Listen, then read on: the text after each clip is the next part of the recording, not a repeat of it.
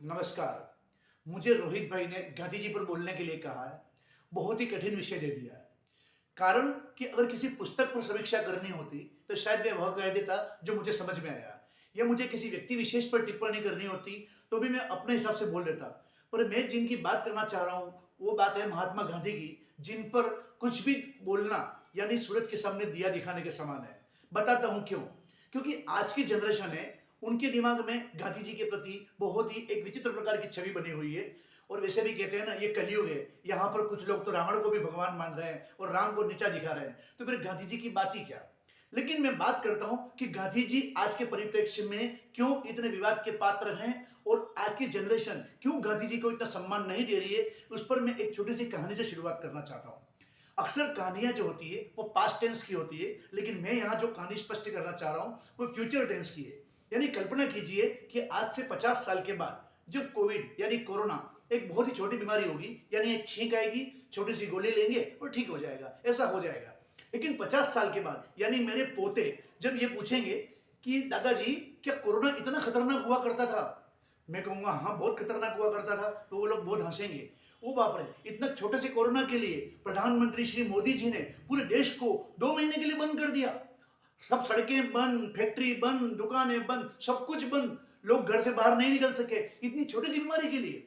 लेकिन वो नहीं समझेंगे कि आज से 50 साल पहले की स्थिति क्या थी। यही बात तो है, हम बरसों तक गुलाम रहे। हम ये नहीं समझ सकते कि जब गांधी जी उस समय थे तब देश की परिस्थितियां क्या थी, क्योंकि हम आज बैठ करके सोच रहे हैं कि गांधी जी ने ये किया, गांधी जी ने वो किया, लेकिन कोई ये जानने की कोशिश नहीं कर रहा है कि गांधी जी के समय परिस्थितियां कैसी थी। एक बार सोच के देखिए, जब जाति धर्म और न जाने कितने अंग्रेज मुगल सब पर भारत देश छोटे छोटे टुकड़ों में बटा हुआ था, सभी राज्यों में बटा हुआ था, तब सभीकरण को एकीकरण करना, सबको खुश करना, आजादी दिलाना, क्योंकि हम आजादी के कभी आदी थे ही नहीं, हमें आजादी की आदत थी ही नहीं। और अभी 70-80 साल होने के बावजूद भी अभी भी हम आजादी के पूर्ण लायक नहीं हुए। अभी भी आजादी हमें पचती नहीं है। हम या तो बहुत आजाद हो जाते हैं या बहुत ही गुलाम हो जाते हैं। तो गांधी जी के समय जो परिस्थितियां थी वो परिस्थितियां आज की तुलना में मेल नहीं खाती है, इसलिए गांधी जी को समझना नामुमकिन है। दूसरी बात, हम अक्सर कहते हैं कि लोग टीका टिप्पणी कहां करते, बताता हूं। लोग कहते हैं कि गांधी जी ने बीड़ी पी या सिगरेट पी, गांधी जी ने वायलिन बजाना सीखा, गांधी एक प्रकार का अंग्रेजी था। अगर गांधी जी को चलती ट्रेन से नहीं उतारा होता तो शायद वो आज महात्मा नहीं होता। सही कह रहे हैं आप। लेकिन ये जितनी बातें भी आप कहते हैं कि गांधी जी ने वायलिन बजाना सीखा, या गांधी जी धूम्रपान करते थे, या गांधी जी ने शराब पी, वगैरह वगैरह जो भी की, ये बात किसने की? ये गांधी जी ने खुद लिखी है। यानी अपनी आत्मकथा में गांधी जी ने खुद इसका उल्लेख किया है। यह सबसे बड़ा कठिन काम है।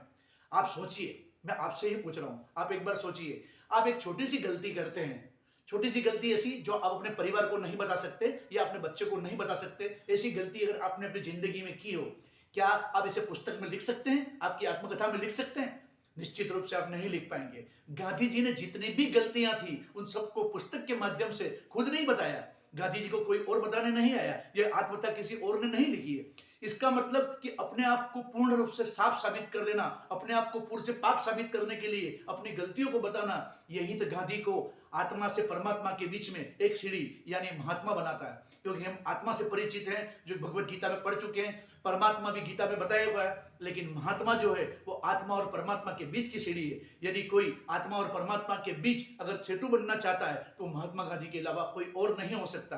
तो कहते हैं ना कि जिसने जिंदगी निकाल दी लंगोट में, जिसने जिंदगी लगा दी लंगोट में, वो छाया हुआ है 500 की नोट पे। क्यों? कोई छोटी मोटी बात नहीं थी, कोई ऐसे ही उनको राष्ट्रपिता नहीं बना दिया गया। मैं गांधी जी के आदर्शों की बात इसलिए नहीं करूंगा क्योंकि लोगों को आज ये समझ में नहीं आएगा कि गांधी जी के आदर्श क्या थे। कि सत्य अहिंसा अपरिग्रह, ये बोलना बहुत सरल है, सत्य की राह पर चलना बहुत कठिन है, एक लंगोट में जिंदगी निकाल देना बहुत ही कठिन है, अहिंसा के मार्ग पर चलना बहुत ही कठिन है।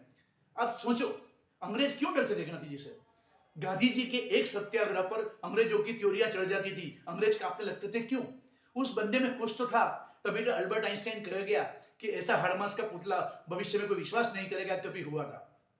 मैं उचित व्यक्ति भी नहीं हूं जो गांधी जी पर टिप्पणी कर सकूं, पर इतना कहता हूं कि गांधी जी पर कोई भी टिप्पणी करने से पहले एक बार सत्य के साथ मेरे प्रयोग जरूर पढ़ लीजिए, फिर कोई टिप्पणी कीजिए। शायद हमको समझ में आ जाएगा कि आत्मा से परमात्मा के बीच ये महात्मा का सफर कैसा होता है।